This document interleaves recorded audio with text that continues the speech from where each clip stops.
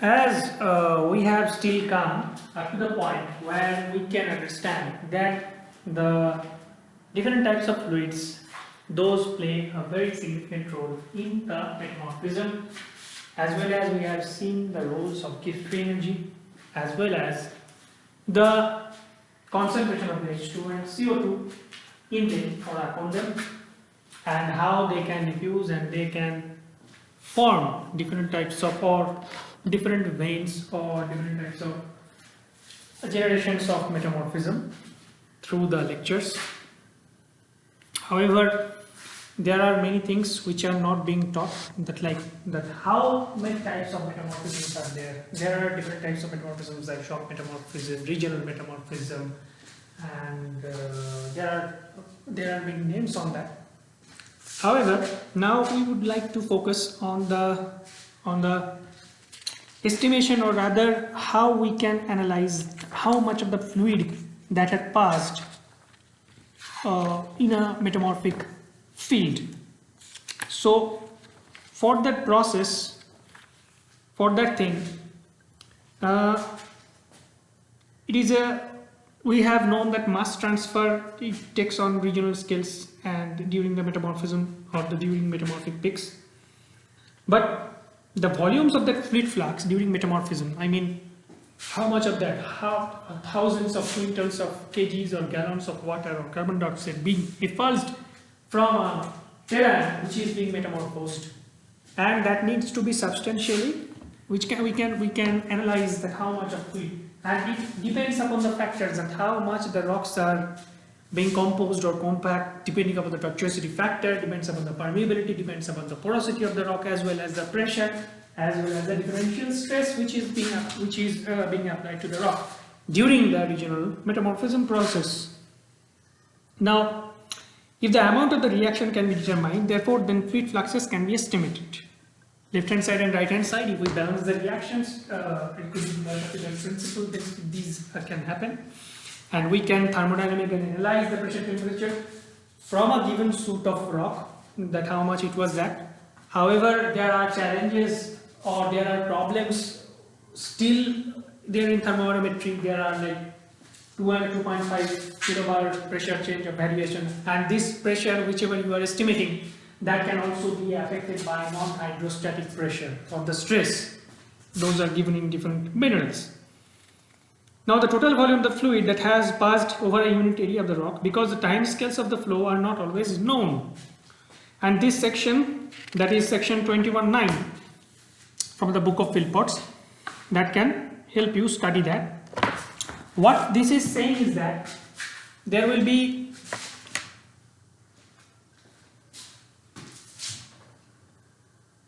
a block. I hope you can see that, because the lights are not that much right now. And this is the velocity from x, this is the phi, that is the concentration of the solid, and this is y, this is x, and this is the direction, and along which the fluid is coming from in the liquid, and y is going from the rock is out. We begin by deriving an expression that describes how the concentration of some species is in the fluid evolves in the space-time during advective flow through a porous rock. And this can be done using a derivation very similar to that used for Fourier's equation. That is, Fourier's equation was like, which was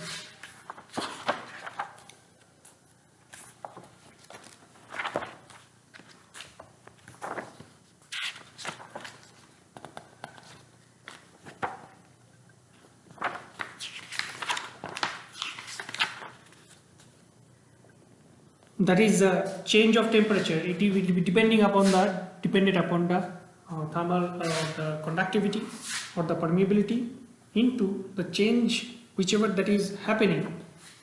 That is the double derivative along the directions, that is x, y, z, 3 direction, del 2t del x square plus del 2z del y square into the k. That will be the change or the contrast in the temperature. And now Fourier's equation is based on the conservation of energy, whereas here we consider conservation of mass, that is the mass that has entered and the mass that will be going out will be same, or there will be some amount of reaction in this area that the mass can be conserved, will be conserved if we add up to the mass that had gotten away from the system, or the reverse, if there is some fluid coming and there are some fluid is being rejected from this, then we can analyze this from the mass values. The flux of some species is at the center of the block is Vx bar into phi into Cs, because phi is the porosity, okay, and V bar x is the velocity along the direction, and there is a gradient of the flux to the rock, that is divergence of Vx phi Cs del by del x, and the total mass will be in through the left hand side of the block ml is thus Vx phi Cs minus 1/2 of del x into del of Vx into phi Cs minus of half into del x into del of Vx phi Cs by del x into the cross-sectional area, that is the A.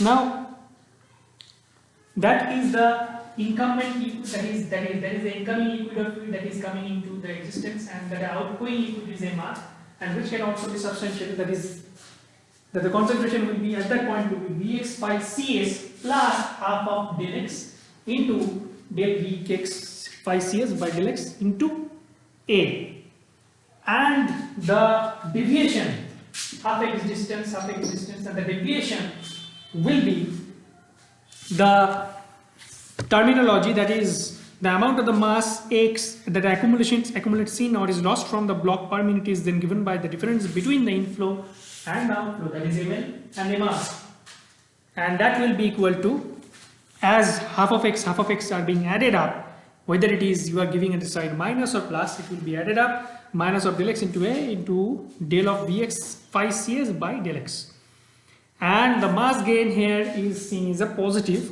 and mass loss is negative.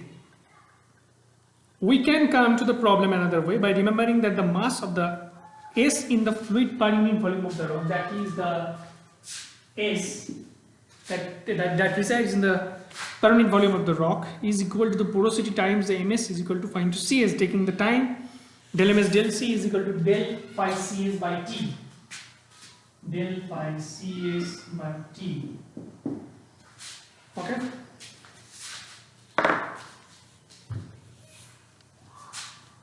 And this will be added to the area of that reaction, the mass accumulation or less than the block, and it's equivalent to sitting, and which we can solve the investigation how the mass of the species S changes with time due to the advection of the fluid through the rock. And for advection in 3 dimensions, we write an expression analogous to this, that is along x direction, along y direction, and along z direction.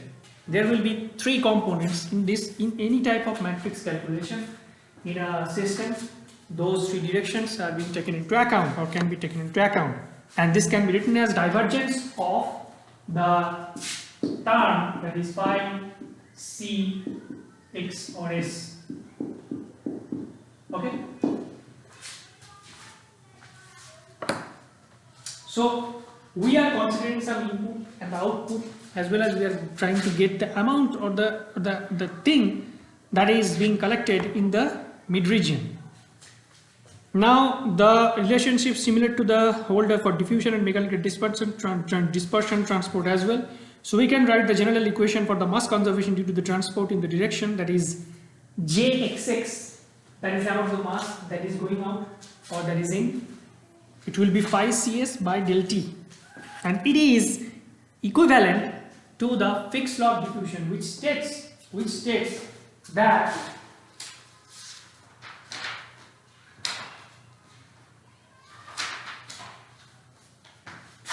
states that any change in the concentration or the direction with respect to unit amount of time will be the diffusivity into the concentration of the variation, that is double, we are getting the double derivative of concentration along any direction, that is del C del T is equal to d into del 2C del x square. And now the factor is that the whole thing is dependent upon as well as porosity of the rock, as well as the velocity in which or at which the fluid is incoming in the rock. There are other factors also. Suppose the fluid is coming and the fluid is participating in some reaction in this rock. If there is a participation in the reaction, there must be some changes in the display energy condition of the rock or something else, and that will again change the reactions or their gradients with time. So the process is actually not linear, it is type of non-linear, and we have to assume each and every single case, we assume different things, and we do our works in so much of varying in the variable environment. This is know-how, it is related to the theoretical physics, as well as it cannot fully be substantiated by any type of formulation of physics because of these simple small and or smaller detailings. Those can be observed in a rock mass. Now the bottom line is that whether there is a mass balance or there is not, the diffusion also plays a very important role. Diffusion, which can play significant roles in these things, or advection. The diffusions can also play certain roles in some of the minerals inside or the outside, in the grain boundary or inside the grain. Okay? And if we think that diffusion is dependent upon the diffusivity of an element, more or less scientists have analyzed that the diffusion or the amount of the diffusion that will be or that can be related, that can be shown by only one simple expression, that is x is equal to the amount of the distance that can be covered by diffusion is d into t. That is time diffusivity of any element through the rock volume.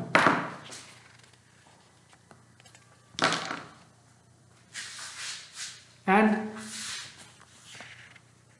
aforementioned J is gradient of C divergence, concentration gradient, that is J.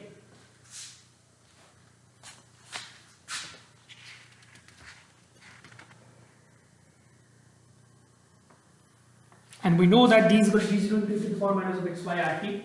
So d0, that is that. So it will be like, that's a simple thing.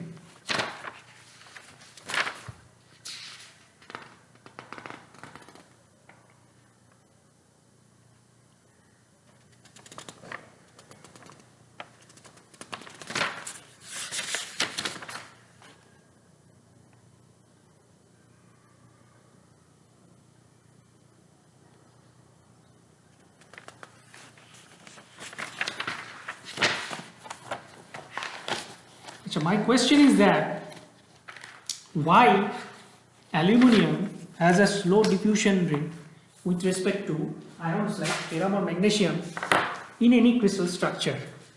And this is your home task, how you are going to see or you are going to analyze this thing or this observation.